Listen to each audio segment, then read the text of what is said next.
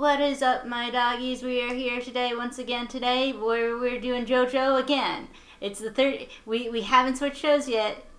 We're still doing JoJo. Yep. Still part 4 JoJo. Mm-hmm. Absolutely. We watched episodes 8... No, it was 9 through 12. 9 through 12. We watched episodes 9 through 12. And we watched them with joy and vigor and hope in our hearts. And hatred for koichi. We don't like koichi. This is a koichi hate podcast. Click out now if you're a koichi stan. Or, I mean, you don't have to, but we're just gonna be drag aware him. that we will hate on him. Yeah. So let's talk about the episode that he was in. Yes, That's the conclusion one. of the koichi kidnapping crisis. Yes. So we start off and he's still captured. And the first thing he does is pee himself. Which just felt... It felt like the completion of a story arc of Koichi that no one really knew was there, but it was always leading up to this moment. I just want he's a bit of a cat. No, he was kidnapped. I understand that he was kidnapped. What I'm saying is he should have peed in a corner. Like, any reasonable person would have been like, okay, I've got to pee. Let's find a corner. But honestly, I feel like he really thought he could do this.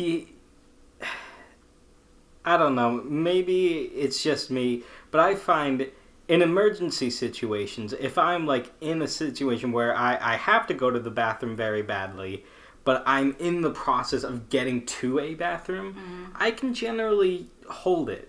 Mm-hmm. You know, I have that sort of strength to be able to hold it in for that crisis moment. Mm-hmm. I feel like Koichi mm-hmm. really failed himself in this situation. I don't know how long this was happening for, but if it wasn't like several hours, then like, I don't know. Well, he clearly he got to the fact that it was the date like in the 1400s,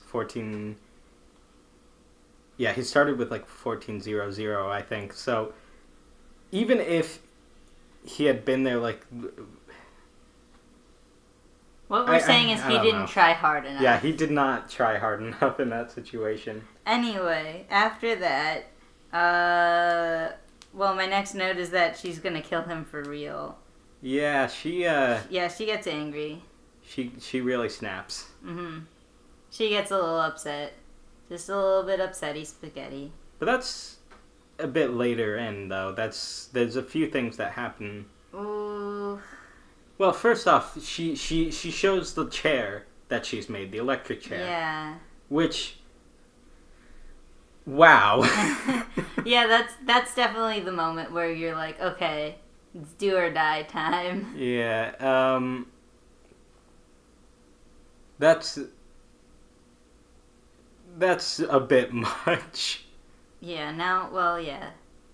Now this has become like a very, very... I mean, it was already a dangerous situation, but now it becomes... Previously, it was situation. pretty much mostly just psychological torture. Mm-hmm. She hadn't really gone into physical torture yet, mm-hmm. but... And she enters there full force. Mm-hmm. She has a plan, and she's gonna go for it. But then she steps out for groceries, and Koichi gets a break and forms a plan. Mm-hmm. And here I wrote down that we do find out that his stand has 50 meters for range. That was... I do like that they address that. You did mention last time that there was a limit to it that they would state later. And I bring up again that I'm still a little confused about his stand power later, but I'll get to that. Well, he finds a way to call Josuke, though. Yep, which he makes the sounds of a call going through. Mm-hmm. without having pressed any buttons or like dialing the number. And I think she had already put in the money, but I'm not sure. Mm-hmm. How in the heck does making the sounds of a call this is cause part it to of go what through? I don't necessarily understand about his stand. But this was before his stand changed. It's before, like if this was after it changed, then I would have got it. Yeah. It would have made a little more sense. But at this point, his stand, I'm pretty sure, is only supposed to be able to like mimic sounds and like have those sounds have like an influence. But I thought it was a little more psychological rather than like a physical. I don't know. Yeah, that was just confusing. Well, they stretched it a little, I guess, and then the girl Yukako finds out that he has a stand. Yep. And she's excited about it. She likes this fact. She thinks it'll bring them closer, even though they're mid-fight, like very serious fight. And she treats it like a special thing, which I mean. It is special to have a stand, but not nearly as special as she thinks. It's not like they're the only two people in the world. Yeah, but also, like, once again, it's like the whole, like, stands bring stands together. So, like, Morio, there's, like, 50 stand users, but, like, that's probably super rare, actually. Mm-hmm. But, yeah, for the town, like, there's probably another 7 classmates she could have chosen from. Yeah. Flicker. She's come to give us her input again. She's sniffing the microphone. Okay, I think she's bored now. Oh, she's sitting down. Okay. She knows something's up. She knows there's something going on over here. So, Koichi tries to use his stand to yell that he hates Yukako. And she's so stubborn. Her mind is so stubborn that she's like, I don't hear any of this. And then the words on her body just disappear. Like they come right off of her. Yeah, that's. And Koichi's terrified. So that's some hardened steel delusions right there. Yeah, that's her greatest strength, I suppose. Which is, I mean, I guess fortunate for her, as Koichi points out, because as they've mentioned before, stands depend on the mental strength of the user. So, if she's, like, mentally so, like, steeled in her delusions, then that's a strong stand. Yeah. And then, Koichi's stand dies, but not really, because it's just evolving. It was funny to watch Koichi panic about it, though. He was, like, so distraught over his stand dying. He was pretty sure it was dead. I mean, fair enough. This is his only real ticket out of there. His only, like, advantage. He thought it was, like, dying out of despair, which was really funny. Yeah. The situation is so terrible that my stand just died. But nope, it evolved. Yeah. And then, once again, like, the I think the idea of its power is cool. And once again, it is just an upgrade of still that whole manga sound effect, thing. Yeah. But now, instead of just making the noises, it kind of like... It does the thing that it says? Yeah. Like when he puts hot or whatever on the hand railing on the stairs, it burns her hand. So this is why I'm confused. Because, like, maybe there's, like, a limitation to this power. However, it feels like it could potentially be exploited to be a lot more dangerous than he uses it. Like, what's stopping him from writing something super deadly on something else? Like, what if he goes up to... That's Flicker scratching her neck with her foot. Bye, Flicker. Thanks for your input. Okay. Thanks, Kat. Anyway, what if he had it right, just dead on an enemy? Yeah, Like, that's what I was thinking. oh, Jesus. There's a fly going straight in my ear. I am so sorry. It's summer and there are bugs. I've never had that happen to me before. It just it didn't just go away immediately. It stuck in. Do you know that song, Stupid, Sadistic, and Suicidal? No. Every time I think of that title, I just think of bugs. Yeah, that's appropriate. That's pretty much what bugs are. Yeah. They're not very bright creatures. In fact, they cause their own demise very often. But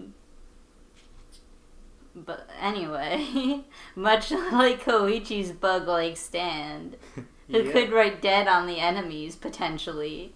But I guess not. I don't know. I don't know what it can do. We'll probably never really know or get an answer, but Yeah. oh well. So that's a little vague, but whatever. That's fine, I guess.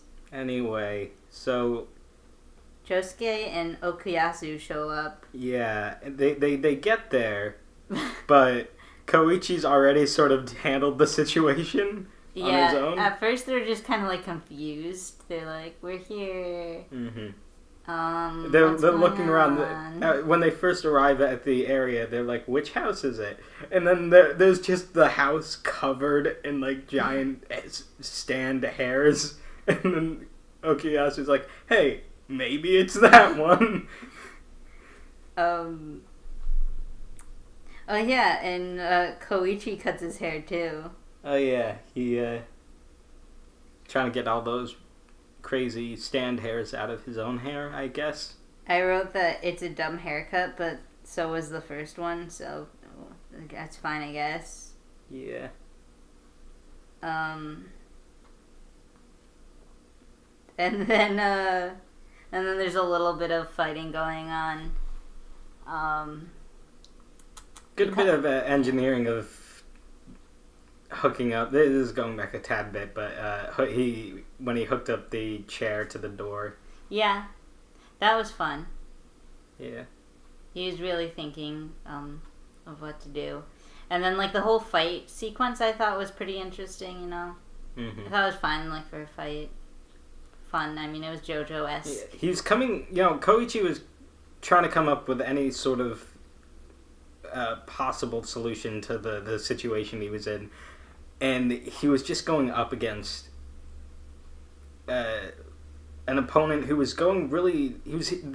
She was handling the situation very straightforward, very simplistically, but with just overwhelming force. Yeah. So it was someone trying desperately to come up with like a million solutions to the situation and think through things, versus someone who's just kind of just overwhelming their opponent thoughtlessly. Yeah.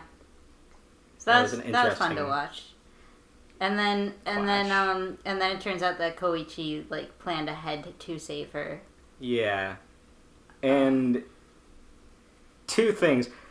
One, the frustrating takeaway that this reaffirms her romantic interest in him, but shifts it from being like psychologically or psychotically obsessed with like owning him and like making him the way she wants, to her being like dedicated to him however he is. Yes, once again, Koichi gains another follower. Yeah.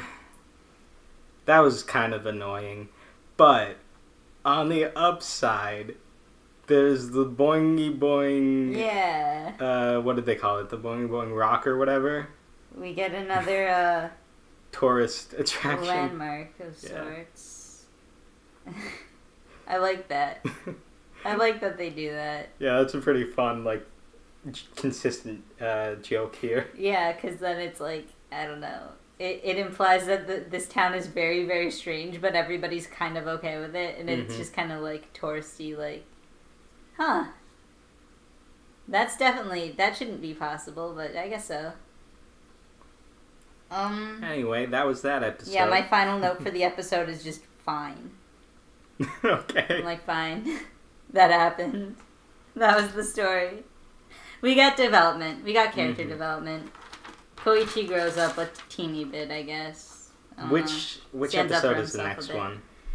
The next one, the first note I have for it is, yeah! Oh, is it the chef one? It must be the chef one. Yes! If I'm this excited.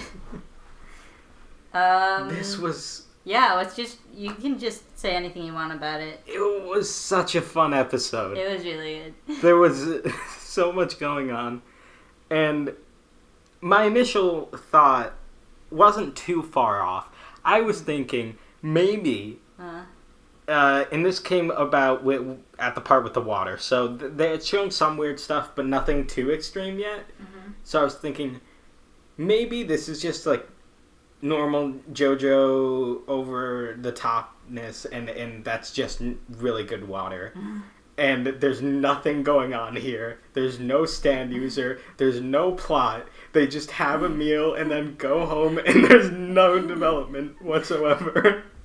And I was kind of hoping for that throughout the episode. They make it clear pretty soon afterwards that there's an actual situation. But then it does turn out to be something with no conflict whatsoever. Yeah. And it was basically just them having a nice meal.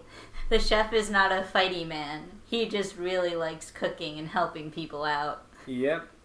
And he gets upset if you get any germs into his kitchen. Of course. As any good chef would. Mm-hmm. Although I was duped for a moment. I thought he had killed the dog, and I was like, yes, no. Me too. I think No. first round I was like, puppy? Puppy? But no, it's okay. The puppy felt better at the end of it. It was good. I get what they're going for, I guess, with the way it repaired the body and stuff. Got rid of all the bad stuff in a very gory way. Super over the top gory. But how do they survive the last one with their guts? Like, how does anyone survive having their guts Maybe they're dead for like ripped a few seconds, but then it heals itself so fast that it's like, Well... Like the time, like when Koichi got hit, and then he said all his bones broke, but then Josuke immediately healed them. Yeah. And then he hit the door anyway. That was pretty funny. Like, you did heal all my wounds from that, but then I immediately got injured afterwards. So can you heal me again? Maybe we'll heal you, Koichi. Anyway. The chef is good. Yeah, do you want to just run through the episode really fast? Yeah, well, Okuyasu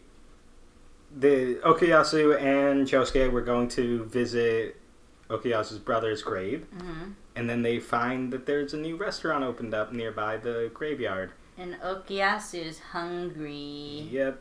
And he's super into it, but Josuke's already like, hey, isn't this a little strange? Why are you gonna open up a restaurant right next to a graveyard? But Okuyasu's like, maybe that's what attracts people. That's what makes it good. Yeah. Okuyasu's just so stoked he found a food place. And then, but Josuke's very skeptical, and he's like, everything sounds a little bit fishy, and I don't want to pay something super expensive, so we'll just like leave without paying if anything goes down. It's like not normal. And then they immediately they just get water, and the water's so good. Yeah, Okuyasu starts crying, and then just an overwhelming flood of tears come bursting out of his face. And his eyes convulge into themselves. I love this imagery of just like it looks so terrible, but like I guess he feels better. Yeah, it just looks like so awful. But immediately after it's over, he's like, "Oh wow, my eyes feel so well rested. I'm all better now. I could use one of those." And then he has what was the next? I think it was like a salad. Yeah, the caprese salad. Yeah, so he has the salad, and then he starts like scratching his shoulder, and he starts tearing off dead skin. Like it starts like causing all of like the bad cells in his body to die, and quickly replaced with healthy cells. But the dead cells just were massing in his shoulder, so he's scraping off just huge wads of dead skin. Huge wads. And it's all very disgusting. Yeah, but it's also, so gross and graphic, and then. But also, he's fine, I guess. Yeah, he's totally fine. Josuke thought he was like tearing off his shoulder to the bone, but then all of a sudden he's like super fine, and his shoulder's fine, and he's suddenly super flexible, and like everything's good. And Josuke's really concerned at this point. Yeah, Josuke gets very rightfully concerned. Yeah, and then he served the spicy spaghetti. Yeah, and Okuyasu's like, oh, I can't eat spice. And then the chef's like, well, you don't have to, and you don't have to pay for it if you don't eat it, but my spaghetti's made so that even people that can't eat spice can eat it. And then Okuyasu starts to eat it, despite saying, oh, I can't handle this spice, but he starts shoving it in his face anyway. And Josuke's like yelling at him, like, stop, dude, you can't do this. Yes, Why are you doing this? This is where Josuke like snaps in his skepticality. He's like, okay, that's the last straw. Something weird is definitely happening. So and this was actually pretty cool. He uses his stand to revert the pasta to its ingredients. Yeah, it's fun. He does sometimes use his stand outside of battle for like very like investigative things and stuff like that. Just fun because his stand is so useful. Which I don't fully understand how his stand works. When I first saw it, I thought it was just like really quickly putting things back together, and I picked up along the way that it's less so like the form of the stand that you see acting without you seeing it doing it, and more so just an ability of his like stand to whatever it touches. It's not part of like the body of the stand. Yeah. That it's more of like this magical, mystical. Yeah, that whenever he wants to affect with it, it just sort of happens. Yeah, he can be very specific with it. What I gather is that as long as part of something is touched by the punching force of his stand, that any other part of that thing that is or once was part of that thing can be brought back together to whatever amount he desires. So he can be very specific, and it's very like useful and good, but there is of course limitations to it, being he can't use it on himself, and it doesn't bring back dead people, and it's I mean it's very fast, but it's not Star Platinum fast. Yeah. So. Well, it's a really interesting one though. Yeah, a lot of uses. And but not necessarily OP. But yeah, but this one was fun. Getting up there. Reverting the spaghetti, that was fun. And then he sees that among the tomatoes were stand tomatoes. Stand tomatoes. And they had like little like angry faces. The stand's name is Pearl Jam. And my immediate thought was Attack of the Killer Tomatoes. You know that movie? I forget. It's I believe it's an old movie. It's I'm pretty sure it was satirical of like that sort of horror movie, because I don't think you were supposed to actually be afraid of the tomatoes, but it was just tomatoes attacking and killing people.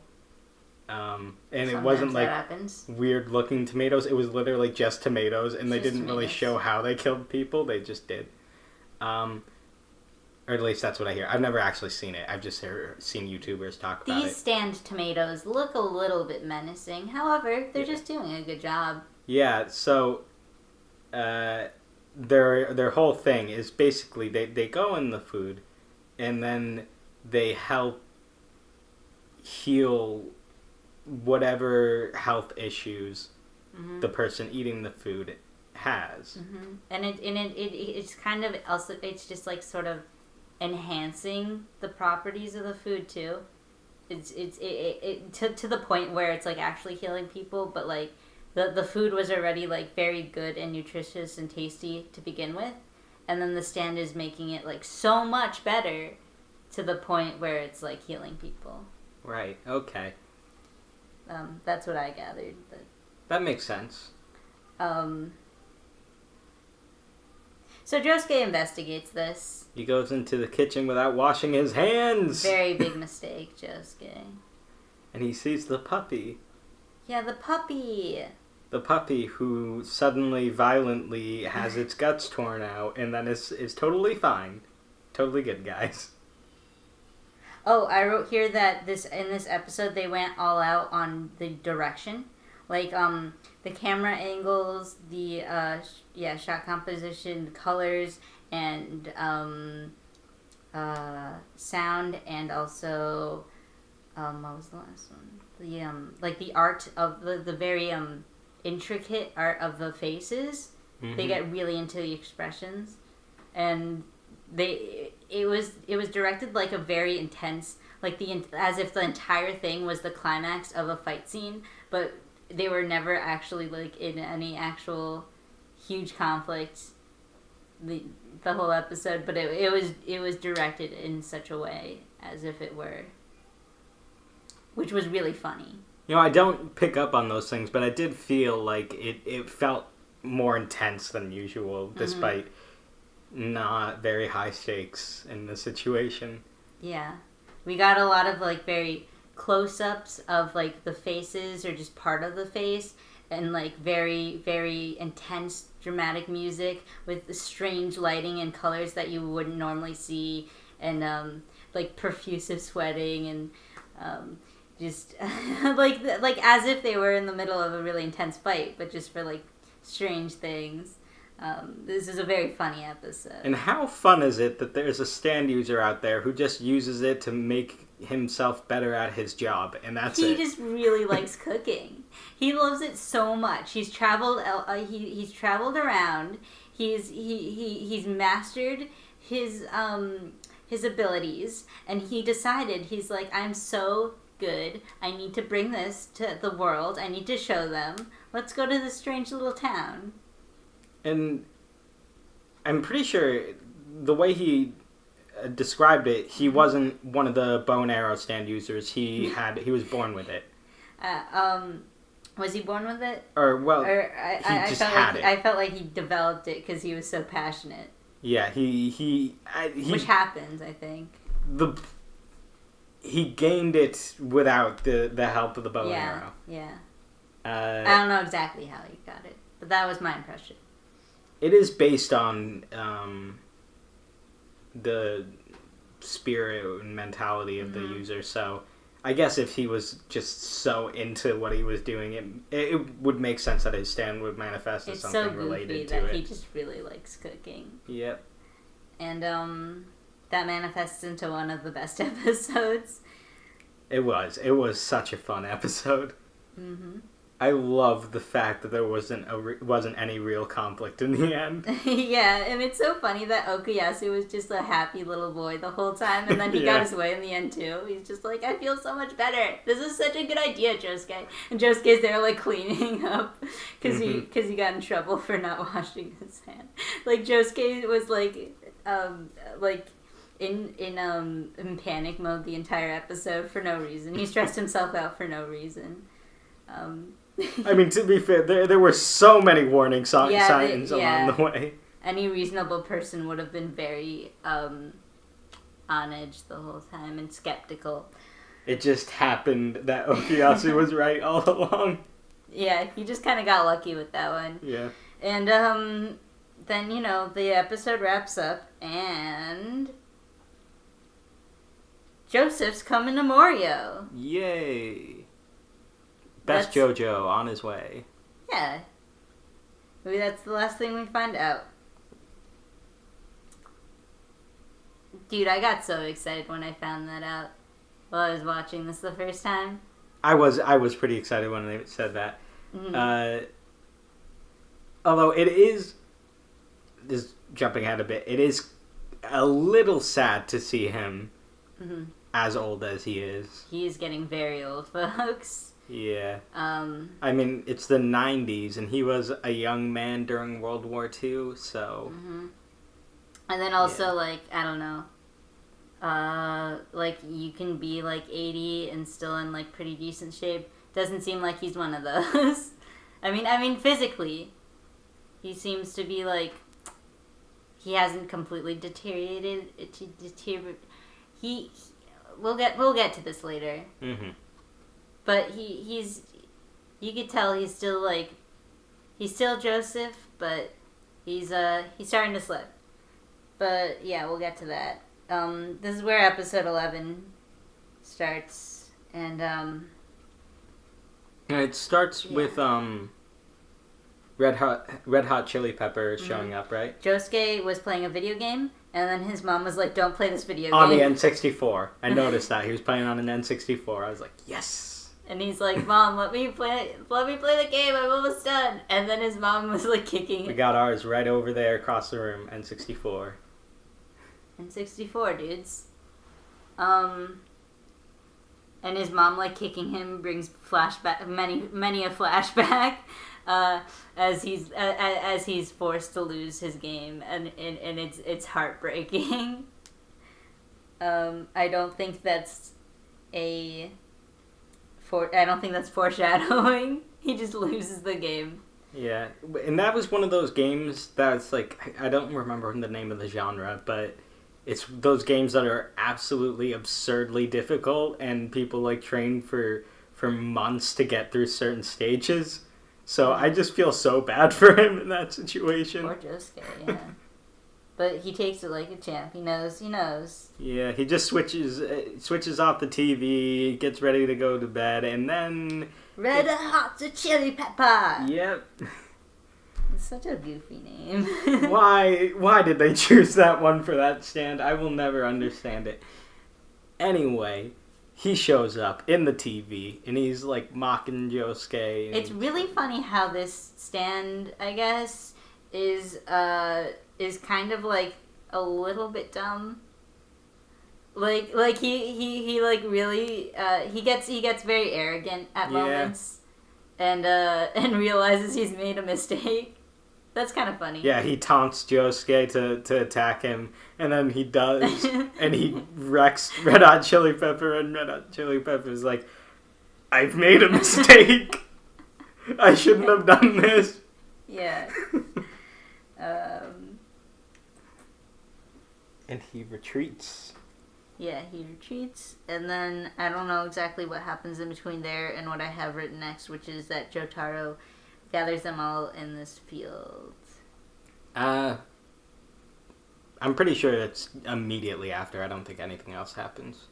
Mm-hmm. Well, they just had to talk about something. Yeah, they had to bring up that he has to tell them that Joseph is on the way. Joseph's on the way, except he doesn't say it's Joseph. Yeah, but he says it's a stand user who can help find Red Hot Chili Peppers stand user, but he's old and weak and he needs to be kept safe. Mm-hmm. And they kind of gather from the details that it's Joseph. Yeah, they find out pretty quick. Yeah. And then it turns out, though, that Red Hot Chili Pepper was spying on him. I knew they made it decently obvious. They kept showing the motorcycle behind them, so it made it pretty clear that he was in the battery of the motorcycle. Mm-hmm. And but then he jumps out and said, "Ha, tricked you guys. I was here all along. Now I'm gonna kill him, and you told me everything, and now I'm gonna go do it later. Yep. He, like, makes a big announcement out of it, and they're like, uh-oh. Somebody stop that man.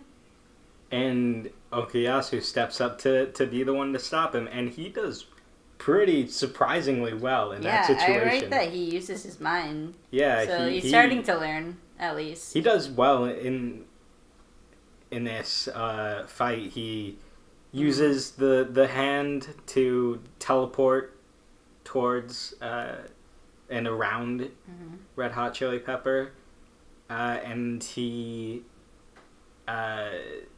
tricks him by attacking. Red Hot Chili Pepper dodges and is like, "Oh, you fool, you can't hit me." And he's like, "I tricked you. I was going after the bike." And he destroys the bike. And he starts to, like, destroy the battery, which is giving power to Red Hot Chili Pepper, which means Red Hot Chili Pepper loses power in that situation. And he's kind of cornered. And Okuyasu just has the hand, like, stomp on him, I think. And he's, like, in a, like, situation where he's on the ground, one hit away from destruction, and then they start doing the mind games, and that's not good for Okuyasu. No, not at all. However, I will say that, like, his like, approach to, like, okay, I can't think about this, we're wasting time, I'm just gonna attack, because I'm angry and I'm tired of this. That's his approach, and I wrote down, frankly, I would do the same thing. Yeah, that's fair. Because I was getting kind of annoyed, too, and I was like, whatever, just hit this guy, I'm done with this. And, unfortunately, it exposes some electrical wires underground, and it lets Red Hot Chili Pepper escape through the wires. And he drags Okuyasu with him after cutting off his hand. Bad idea. Once again, I wrote, is this JoJo or Hunter x Hunter? Bring back that meme. Yep. And very lucky that he got the hand cut off before getting dragged through the wire. Because Koichi doesn't catch on at first. He starts crying and screaming. He's like, guys, our friend. It was pretty funny that they don't immediately come out and say that they can save him. They just act so nonchalant, and Koichi's like, what the heck, guys? Our friend is dead. It was funny. However, the whole time I was thinking, you know, he could die. He could die, and then Josuke can't he could put him back together, but he'd still be dead. Yeah. Like, I mean... I did have that thought of, how long is he going to survive in that wire, guys? Yeah, like, I get that you're doing up this whole little meme here to goof on Koichi, but, like, that's your buddy. Yeah, that was a bit messed up. But anyway. It was funny, though. I did like it. Yeah. Josuke, of course, has the power to bring Okuyasu back by attaching him to his hand, pulling it together, fixing him. And it works like a charm. Yeah. And then Red Hot Chili Pepper's like, uh-oh. And now it's a race to the boat. A race to the boat. And then the last note I have is, wow, it's Joseph! He's there. Yep. We see him again. And that takes us to the last episode that we saw. Episode 12. And first off, I want to say, wow, it's the lighthouse from the ending. Ooh. Things come together. Ooh. Everything goes full circle. There it is. Which I'm guessing that means, and just given the way things seem to go, the next episode is going into a whole nother arc, and I would guess with a new ending. I will say the ending theme does not, there's no other ending theme. Oh, okay. However, the ending theme does add things to the visuals every time something new pops up. By the last episode, there's, like, a ton of stuff, and it's really cool. That sounds cool. Yeah. I like the song and the ending theme a lot. It has grown on me a lot more. Yeah. The vibes are really, Still no roundabout though. I was born in the 90s. And so then I'm like, hey, the 90s. I don't remember them really, but I was there. I am a true millennial. Everyone else who says that they're a millennial, they lie. If Yeah, they the weren't name born is in weird 2000. that they would do that. Yes. But I think the cutoff is supposed to be like 99, 2000. Like that's the end of that. And then it goes to the next one. We don't have to get into it, but anyway, this episode was the conclusion of the fight with Red Hot Chili Pepper. Yes, the end of this arc. And it's Goofy, well, whatever. It's Josuke's gotta protect Joseph, and Josuke doesn't know how to feel about that. Yeah. Which, it's interesting. There are some serious things there. He's got a very complicated relationship with Joseph. Mm-hmm. Because it's so weird, because Joseph didn't really know that Josuke was a thing, right? Yeah, he was not aware until the start of the series. And then also he's really old. Yes. Okay, we're back. We paused it because our brother JJ came down with a group of people and they had to leave and they were making noises, and then we started talking about That's So Raven. And then Corey in the house. Yeah, a bit of both.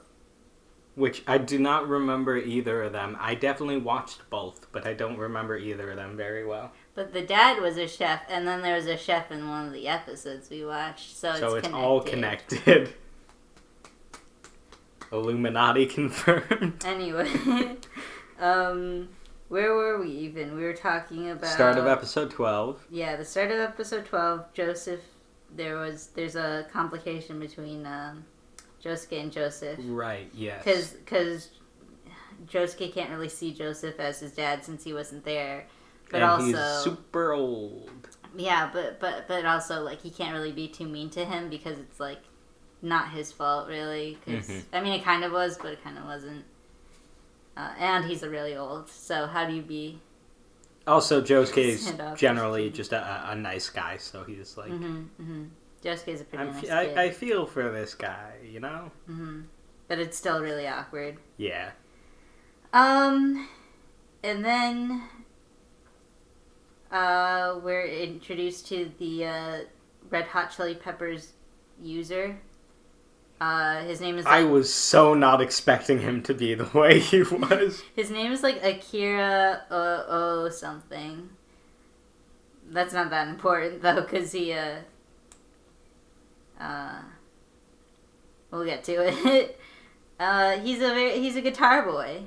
He's a big, like, bulky dude with face makeup or tattoos or both, and like long hair and a guitar, like a electric guitar. He's really into his guitar. My mental image of what I thought the user would be like was some sort of like weaselly, small, wimpish guy. So I was very thrown off when I saw him. It's this random rock and roll kid with a chip on his shoulder for some reason. Also, here's something. Yeah. They wanted to get Joseph so he could help find the user of Red Hot Chili Pepper. But it's good that he's there anyway, since he could help with the other stuff. Yeah, but his initial purpose was unnecessary. But here's the thing. Yeah. Red Hot Chili Peppers user was like, I'll kill Joseph so you can't do that. But in doing so, he came out and revealed himself. Immediately exposed himself. Not only did he show himself to them, he gave them his full name. He also, like, chose a fight right next to the ocean, which we find out is very bad for his stand. Yeah. This whole thing was just so poorly thought out for him. To be fair, he doesn't seem like the brightest guy. Mm-hmm. Tactical at points. However, he... Once again, just his arrogance, really. Yeah. Um... Anyway, he confronts Josuke and Koichi, who stayed behind to defend the docks while Jotaro and Okuyasu went to meet up with the boat and get Joseph. Uh-huh. And they start a little arguing, a little fighting. Mm-hmm. And Chili Pepper ends up in the ground. But, like, intentionally, because he's got electric wires running all across the dock and, like, little pockets in the ground where he can pop up. It's really fun how, like, in most episodes of JoJo, there is a fight, and they always feel, like, fresh and, like, not tedious. And fun and interesting to watch. To be like, how are these two stands gonna square off? I forget which YouTuber I saw this. One of the anime YouTubers that talked in length about the first two parts and said that it really shows in part 2 they start to develop that concept of like coming up with creative fights for each conflict that occurs in JoJo, like being like this every conflict is an opportunity to come up with some new crazy concepts. And the fun thing is I have Araki's book about how to write and draw manga, and he does I think he talks more about writing than he does drawing. Because he's done it and it shows in his work. He does a lot of research and he puts a lot of thought into everything that he's written, and he really thinks about how to develop all his characters, but in a way that's like fun and fresh and new. And he takes like ideas from like the strangest places. Like he doesn't just look at anime; he looks at all sorts of strange media, and like he travels places and stuff. And it seems he's always improving. Yeah, he really cares about it, and we'll see that later in episodes. With another character that shows up that he kind of like self-inserts into a little bit, but like he deserves it. Like this guy really cares about writing manga. And he did well. He did well. Like this is a fun little fight scene right, like a random off episode, but this is a fun fight scene. It's essentially a big old game of whack-a-mole. Yeah, we get the whole whack-a-mole thing going to begin with. And then instead of like just like fighting back, and then it's like boring because then it's like, oh, he's not hitting him. We also know that like Josuke is kind of like, he thinks ahead. Mm-hmm. So of course he does do kind of what you think he might do, just hitting him. But then he had a plan to back that up. He, in one of his attacks, destroyed part of the concrete like floor, and I think it was that he used his stand's power to revert it into like some sort of tar or something. I forget what it was. Yeah, some sort of tar. And then it made it, like, very easy to see. Yeah, it bubbled up whenever the electricity was coming when Chili Pepper was about to pop up from the ground. Mm-hmm. And so Koichi could see where he was going to show up and then call it out to Josuke so he could quickly turn and attack, which was pretty clever. Straight on. And it's a very good... The punch connects really good. Mm-hmm. He gets a good punch in there. And then it gets more interesting from there too, because right in the middle here I write that Josuke is such a likable JoJo. It's so fun to watch him like do anything because he's he's great. Yeah, he's good. He's a good JoJo. He really is.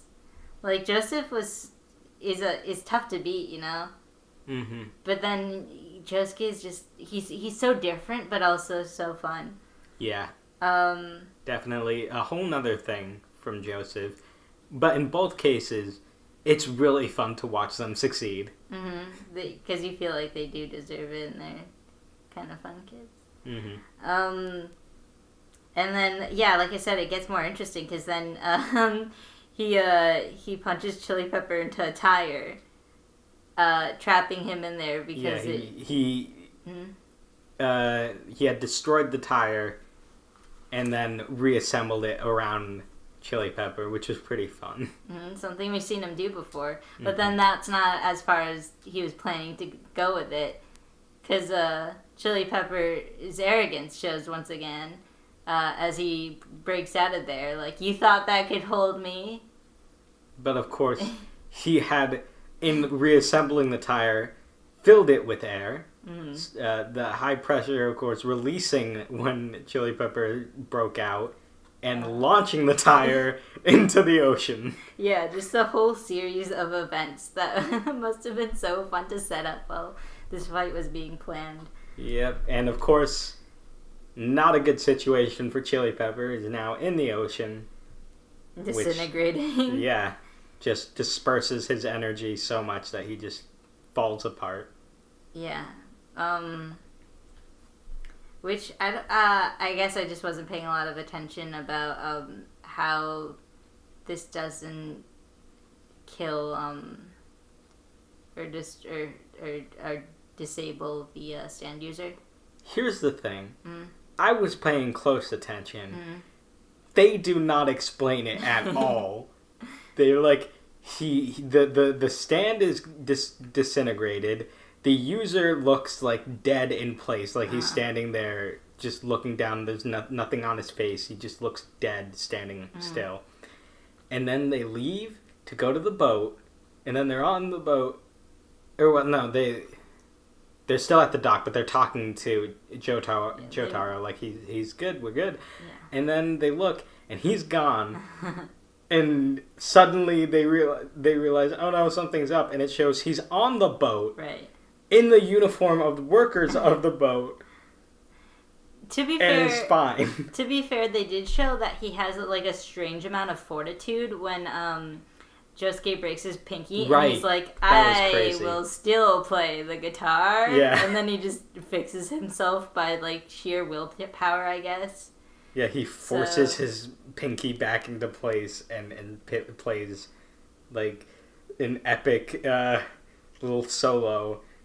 Where I don't know if it's just... I would assume he was actually saying the words, but they convey it as if somehow his music just conveys... His guitar was so good that it just starts talking. Yeah, it just conveys the message of, I'm going to kill your mothers. That was really good. Also, though, when he does get onto the boat, we do see that his stand is still, like, effective, though. So I don't know exactly how he made it out of that. I don't think they explain it. He just somehow is on the boat now. Maybe he was lying about the fact that the ocean was hurting him. I don't know. His stand did look kind of crippled when it showed up on the boat. So it was still damaged, but right. How it got there and survived is completely beyond me. Especially since the, like, finale of this fight is just that Okuyasu hits him really hard, and then he's like, I'm done, I'm out. Yep. That was a good punch. Although, I knew what Okuyasu was gonna say. That was so like, goofy. They're like, you wanna know how I figured it out? They're like, yeah. They're like, I was gonna punch both of you. He straight up says, I'm not very smart, you know? What a good character. I love Josuke. I love Okuyasu. I like how that's, like, the team, you know? Like, it would have been disappointing if Koichi was his sidekick. He's not really. He just shows up. He does stuff. He helps out. But Okuyasu's... And I've said this before. It's always good to have just one thing to channel all your frustrations on. It lets you, vent that out and enjoy the things that are actually enjoyable. Yeah. So we skipped a little part of this here. Just that, we see Joseph again. Mm-hmm. I wrote that I really love Joseph. I love to see this guy. He shows up and I'm like, that's Joseph. He's there. Yep. Once again, he's here. He showed up. And it made it really hard for me while I was watching these episodes the first time, because like I wouldn't want to stop because I really wanted to see what was happening with Joseph. I like kept watching the next episode because I was like, I want to see more Joseph. He is so great. But I had school at the time, like I had classes, and I was like, I can't stay up. I'm gonna be tired all class. But I want to see Joseph though. So it was a little rough. And I wanted to keep going when I was watching this. Obviously, I didn't, but I just want to know exactly how far gone he is. Mm-hmm. Yeah, we'll see that. Mm-hmm. I don't give away like big spoilers or anything, but I will say just that we do get to see him for a nice number of episodes, and That's we good. see where he is, and it's good. Poor Okuyasu though keeps getting into these situations where he has to like make a decision and he doesn't know what to do. Mm-hmm. Keeps happening to him, but he's learning, I guess. I don't know exactly because his answer seems to always be just hit somebody. But sometimes it works. Sometimes he gets his arm cut off. Yeah. Speaking of arms getting cut off. I assume the new villain is holding the hand that I believe was the severed hand from the opening of episode 1. We see a severed hand again, and it's very reminiscent of episode 1. It could. Are you hinting that it's just a completely different hand? Is there just a third severed hand here? I don't know. Is this JoJo or Hunter x Hunter? Am I right?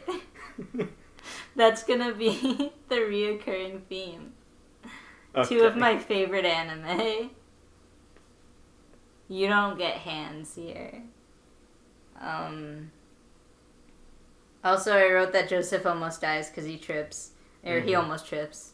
But then Joseph stops him from tripping. And then I wrote Koichi, calm down. Because Koichi was getting very emotional about this reunion. Yeah. Also, I remember I wrote down... I lost my notes, I should say. I've been going through this with just my memory, which fortunately I have a pretty good short-term memory. So I've been able to remember pretty much everything I had written down. But anyway, the last thing I wrote down for this episode was when Okuyasu suggests, like, hey, can't you just use your stand to fix his cane so he can use it to walk? And Koichi's like, you idiot, let them have this moment. And I was just like, hold on, Koichi. Don't do that to Okuyasu. Let him have his moment. He had a good idea. He finally had some thoughts that were useful, helpful, practical. But he did overlook the moment, the feeling of the moment. All I'm saying is, Koichi didn't have to shoot him down so harshly. Yeah. Be a pal. Hear him out.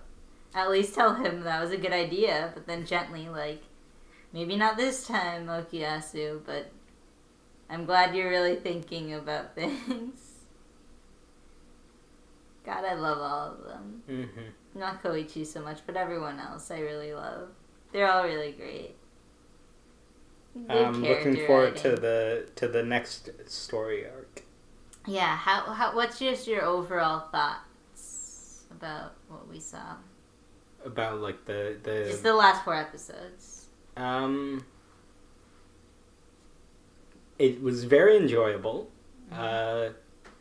Definitely I feel like probably the sort of villain of the week, bit more goofy circumstances is sort of coming to an end, which is, if I'm correct about that, seems appropriate timing to sort of shift into the bigger stuff.